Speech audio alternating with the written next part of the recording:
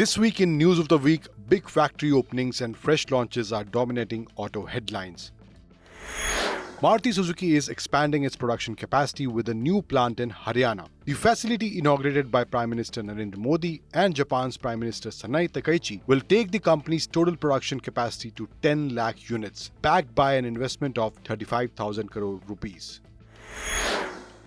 Globally, BMW's 5th generation X5 debuted with the biggest powertrain choice ever, alongside petrol, diesel and plug-in hybrids.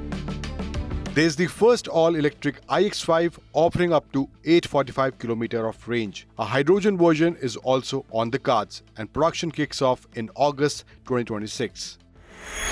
Back in India, Skoda has launched the Kodiaq RS at 66.99 lakh rupees. The fully imported performance model has 265 horsepower, all-wheel drive and a 6.3 second 0 to 100 time. The first 50 bookings went out in just 6 minutes.